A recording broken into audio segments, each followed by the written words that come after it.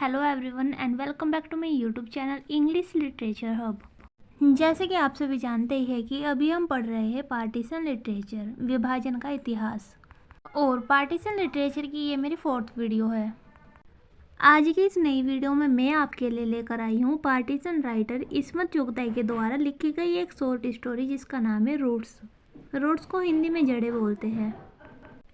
इस short story में इस्मत चुगताई ने मुख्य रूप से प्रवासियों के अपने पैतृक घरों के प्रति लगाव और उनके पारिवारिक संबंधों में आई जटिलताओं का वर्णन किया है। यह स्टोरी दर्शाती है एक अनफेमिलियर लैंड, अनजान जमीन पर उनकी रूट्स, जड़ों के प्रति इमोशनल स्ट्रगल को। कहानी को शुरू करने से पहले देखते हैं इस स्टोरी के राइटर इस्मत चुगताई के बारे में।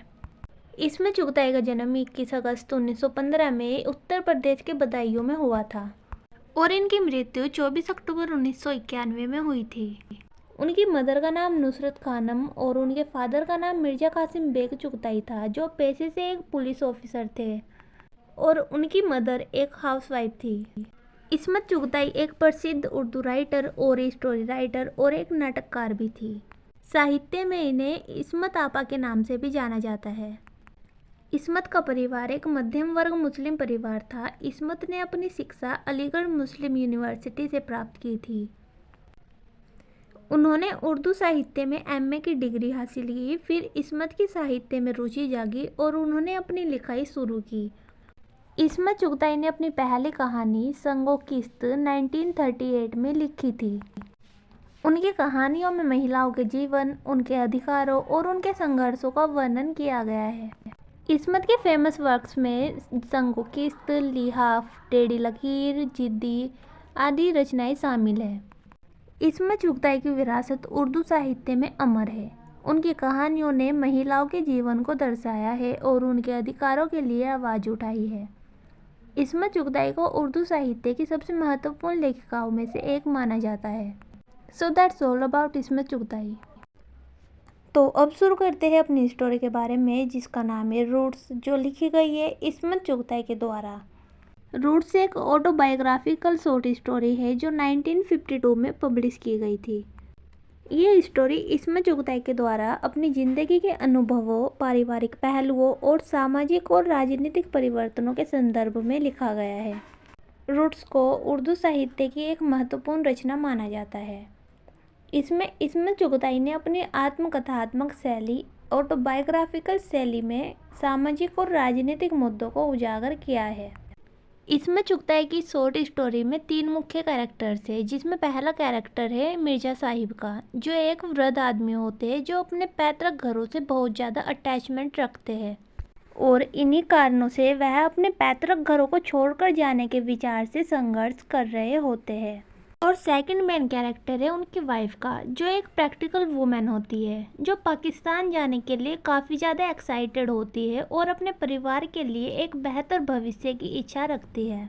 और तीसरा मुख्य कैरेक्टर होता है इनके बच्चों का, जहाँ एक तरफ मिर्जा साहिब जो अपने अतीत के प्रति काफ़ी ज़्यादा लगाव रखते हैं, वहीं उनके बच्चे नए अवसरों को पाने की इच्छा में पाकिस्तान जाने के लिए काफ़ी ज़्यादा एक्साइटेड होते हैं। तो ये थे इस कहानी के मुख्य कैरेक्टर। अब शुरू करते हैं इस कहानी की समरी को। The protagonist Mirza Sahib is an elderly man who finds himself caught between his strong attachment to his ancestral home in India and the practical realities of moving to Pakistan post-partition. इस story के protagonist Mirza Sahib एक बुजुर्ग व्यक्ति है जो अपने पैतृक घर भारत के प्रति गहरे लगाव और विभाजन के बाद पाकिस्तान जाने की प्रैक्टिकल रियलिटीज के बीच खुद को फंसा हुआ पाते हैं। The story takes place during the period when many Muslim families were migrating from India to Pakistan seeking new beginnings. ये कहानी उस समय की है जब कई मुस्लिम परिवार नई शुरुआत की तलाश में भारत से पाकिस्तान की ओर पलायन कर रहे थे। Mirza Sahib's wife and children are eager to leave for Pakistan, believing that they will find better opportunities and security there. Mirza Sahib की पत्नी और बच्चे पाकिस्तान जाने के लिए काफ़ी ज़्यादा एक्साइटेड होते हैं और उनका मानना है कि वहाँ उन्हें बेहतर अवसर और सुरक्षा मिलेगी। However, Mirza Sahib resists the move. He is emotionally tied to his roots. his ancestral home and the memories associated with it. हालांकि मिर्जा साहिब अपनी जड़ों, अपने पैतृक घर और उससे जुड़ी यादों की ओर लौटने के लिए इस कदम का विरोध करते हैं। The old house with its peeling walls and familiar surroundings represents his identity and heritage. पुराने घर की पीलिंग वॉल्स और जाना पहचाना परिवेश रिप्रेजेंट करता है उनकी आइडेंटिटी को और उनकी हेरिटेज को। The thought of leaving it behind causes him deep distress. Mirza Sahib की आइडेंटिटी और उनकी हेरिटेज को पीछे छोड़कर रहने का विचार ही उनकी गहरी परेशानी का कारण बनता है। Despite the pressure from his family, अपने परिवार के दबाव के बावजूद Mirza Sahib remains stubborn, clinging to the belief that the land and the home of his ancestors should not be abandoned. अपने परिवार के दबाव के बावजूद भी मिर्जा साहिब जिद्दी बने हुए हैं कि उनके पूर्वजों की भूमि और घर को नहीं छोड़ा जाना चाहिए। The story beautifully portrays the internal conflict he faces between the love for his family and the deep connection to his past. कहानी में उसके परिवार के प्रति प्रेम और अतीत के साथ गहरे संबंध के बीच आंतरिक संघर्ष को ब्यूटीफुली पोर्ट्रेज किया गया है। Ultimately, the narrative reveals the pain of displacement and the deep emotional toll it takes on individuals who are forced to leave behind their roots in the pursuit of a new life. और इस प्रकार यह story विस्थापन के दर्द और गहरे भावनात्मक बोझ की समीक्षा को उजागर करती है।